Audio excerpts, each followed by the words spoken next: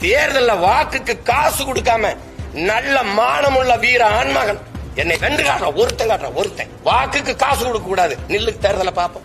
எந்த தலைவனுக்கு இங்க ஓட்டு இருக்கு? நான் சொல்லுவேன், எனக்கு இருக்கு, என் கொள்கைக்கு இருக்கு. காந்திக்கு தான் ஓட்டு இருக்கு. நீங்க கொடுக்கற 1000 2000 அந்த படத்துல ரூபாயில இருக்கிற காந்திக்கு தான் ஓட்டு. இங்க யாருக்கு ஓட்டு? இல்ல ஐயா ஸ்டாலினுக்கா, எடப்பாடிக்கா?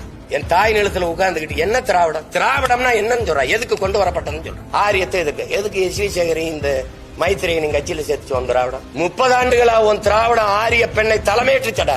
அன்னைக்கு நாண்டு கண்டு செத்தியா காலில் விழுந்து பதவி அனுப்பிச்சுட்டு இருந்த உன் திராவிடம் அறிவு தெளிவு கொண்டு அடிமைப்பட்டு கிடந்த தமிழ் தேசிய நம்ம அரசியல் புரிதலோடு எழுச்சி கொண்டு வருது.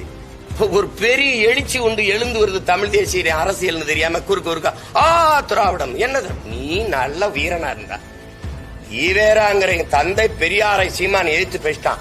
அவனுக்கு ஓட்டுப்படாதுன்னு தேர்தல் காலத்துல ஒரு மகன் பேசுறான், ஒருத்தன் பேசுறா பாப்போம். ஒருத்தன் பேசுறா எவனாவது ஒரு வீர மகன் பெரியாரை இழிவா பேசிட்டான், அவனுக்கு ஓட்டு போடாதீர்கள் அப்படின்னு பொது மேடையில பேசுறா பாப்போம். பேசு. பெரியாரை நாங்க போற்றுறோம், அதனால எங்களுக்கு ஓட்டு போடுன்னு சொல்லு. நல்ல ஆண்மகன். எந்த தலைவனுக்கு இங்க ஓட்டு இருக்கு? நான் சொல்லுவேன், எனக்கு இருக்கு, என் கொள்கைக்கு இருக்கு.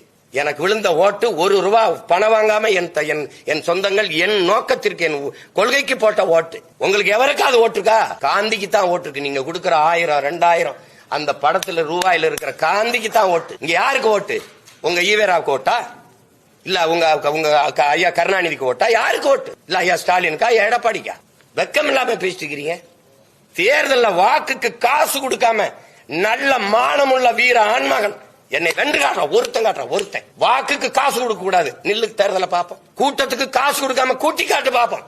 மகளிர் மாநாடு போடுற வட இந்திய பெண்களை கூட்டி வந்து சிப்காட்ல வேலை செஞ்சு ஜீன்ஸ் பேண்ட் கருப்பு டீ ஷர்ட்டும் போட்டுக்கிட்டு சிவப்பு டீ ஷர்ட் போட்டு 500 அவள்கிட்ட போய் பத்திரிகைகளுக்கு போய் இதர்மேக சாத் மேகன் வச்சுட்டு போயிட்டு என்ன திமுக மகளிர் மாநாட்டுல என்ன சிரிக்கிற?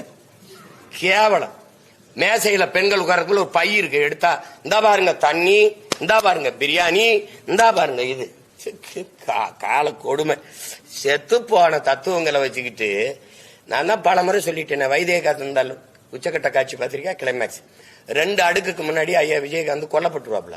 ஆனா அவர் குத்துயிரங்குற இருக்கும்போது அக்கா ரேவதியை கூப்பிட்டு இந்த வாரம் அந்த அவங்களை கூட்டி வந்து தப்பிச்சு ஓட விடு, என்னை இந்த ஊர் எல்லையில ஐயனார் கோயில்ல வந்து இந்த அருவாலோட அப்படி நிறுத்திருந்தாப்ல. 2 ரீலுக்கு முன்னாடி 2 அடுக்குக்கு முன்னாடி இறந்து போனவர் அப்படி நிப்பாப்ல. இப்ப நிக்கிறது யாரு? திராவிடம். புரியுதா? அப்புறம் கிட்ட ராதாரவியனை வந்து இப்படி வெள்ளிக்கிழமை ராமசாமின்னு வந்து நிப்பாப்ல. நின்ன உடனே டேய் அப்படி போகும்போது காத்தடிக்கும் போது அப்படி செத்து அப்படியே விழுவாப்ல. அவர் நின்ன உடனே பாய்ந்துகிட்டு இருப்பான். இப்படி நீங்க எல்லாம் பாய்ந்துகிட்டு இருக்கிறீங்க இந்த அருவான்னு. அது செத்து ரொம்ப நாள்